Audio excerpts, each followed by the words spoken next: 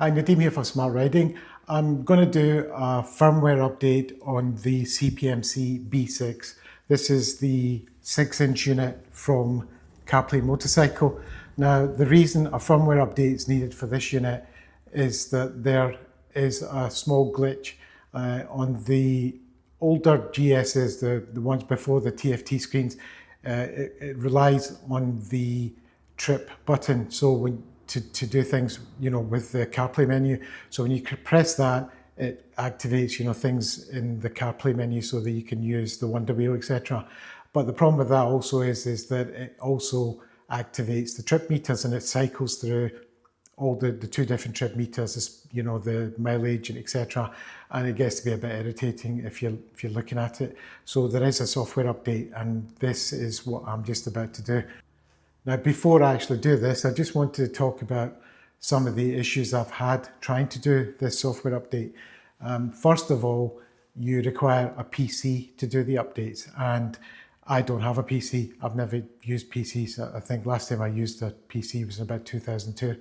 So it's been a long, long time since I actually used one, and there was no other way to do it according to the support from CarPlay Motorcycle. So what I did was, on my Mac, you can actually install Windows, and partition a part of your drive. And I did that. And I then had to take the software that they sent, which is a .exe file, and the software they use is called Phoenix Card. And I installed that. And then they send you another file, which then you put into Phoenix Card, and it burns that. And you then take that file and put it onto a micro SD card. Now, for the life of me, the part that I can't understand is, why can't they just send that file to me? Or, rather than all of this where I have to burn it, etc., etc. Now, there may well be a very good reason for it, but now I've asked about 3 times and I'm not getting an answer for this. It doesn't make any sense to me. One of my friends who's a bit more technical than me, he said maybe it's because it's using a Linux system on the unit, and it requires it to be formatted differently than it is for PC and Mac. The only thing with that is that you can actually update the boot screen on these units yourself using a card formatted to FAT32. So if you can do that, then I don't see why you couldn't just get the actual file you need to put on it. Because if you do that, then you don't actually need to have a PC or a Mac. It doesn't matter what you use, because you're just taking a file, putting it onto a card, and then putting it in the machine. So I have fed this back to CarPlay Motorcycle. I mean, I don't want to put a downer on the entire unit because it's a very, very good unit. I'm just trying to help them improve how they do things and make it easier for the end user like me and you. That's all I'm trying to do. Because for a lot of people, this is going to be too much hassle. I mean, I tried doing it, and for some reason it just wouldn't go onto the card. It's supposed to put it onto the card itself, and it wasn't doing it. I tried and tried, and then I went back to them and said, look, I can't do this. It's just not working. I give up. And at that point, their support came back and said, we can send you a micro SD card, $15 charge, and we'll send it out to you with the file on it. And even at that point, I asked, I said, well, if you can send the file on a micro SD, why can't you just send me the file and I'll put it on a micro SD? They never responded to that. But I paid the $15, they sent me an invoice, I paid it, and this is what's just arrived as this micro SD card. So without further ado, I'm going to go through that and put it in the machine and get it going. So what I've got here is the unit itself, the micro SD card, and a small Phillips head screwdriver. So what I'm going to do is open up the ports here. The port here is, it takes the card and a USB Type-C cable. That's what's inside here. Just be careful not to lose these screws because they're tiny and it's very easy to lose them. Okay, let's get the card in. Now you're going to need a pair of tweezers to get this back out because there's just very little space in there to get your fingers in.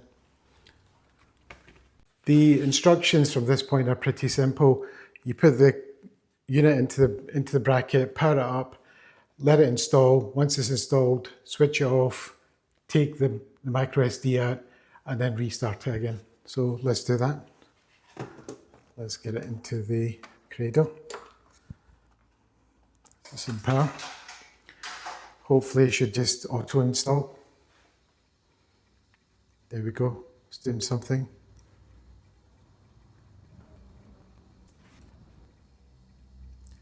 So I have no idea how long this is going to take, but I might speed up the video, and if it takes longer than 30 seconds, and I'll speed up and then I'll tell you how long it actually took. So let's time it.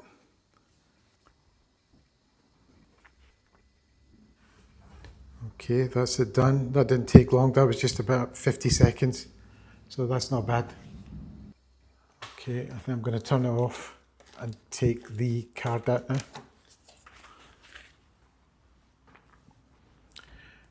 Now, one thing that's really going to help you is a pair of tweezers to get the card out, as I said. So let's get that back out. That's the card out.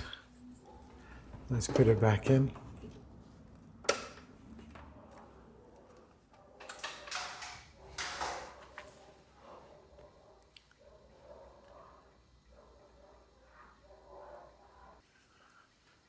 Okay, it looks like the update has wiped the settings for the CarPlay that was already set up, so I'm going to have to put that back in again. So that's it coming up there, BT62117020. Connect. Pair. Allow sync.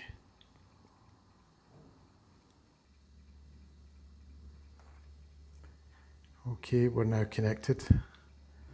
Right, so that's the unit connected. Now let's see if it does what it's supposed to do.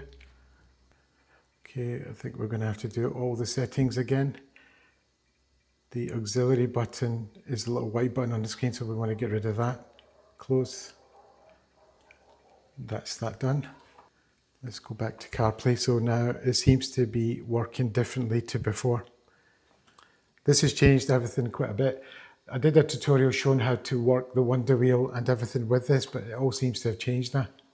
So let's see how it works. So now it's the same as a CarPlay ride in a Chiggy. If you just circle through this, if you just turn the wonder wheel around, it will go through the menu. And to open something, you just tilt the wheel. So if you tilt the wheel, that's actually doing it now. So this was not how it was working before. Before you had to use the trip button to select something. They told me it would be the cancel indicator button, but it's not. That's what I was told. But it's not doing that. They've actually changed this completely. So this is more in line with CarPlay Ride and Chiggy. So looks like I'm going to have to do a new video tutorial showing how to work the wonder wheel with this unit. But anyway, it's got rid of the problem with the trip meter. So that's the main thing. Now this update is of 9th of September 2025. So if your unit arrives before that time, then I suggest you look to get this update done. You can try it. It's on their support pages that you can download the exe file and everything. If you're comfortable doing that and you try it and it works, great, because that's the way they're telling you to do it. If you can't get that to work, I suggest you contact support and they will send you out the micro SD card, hopefully.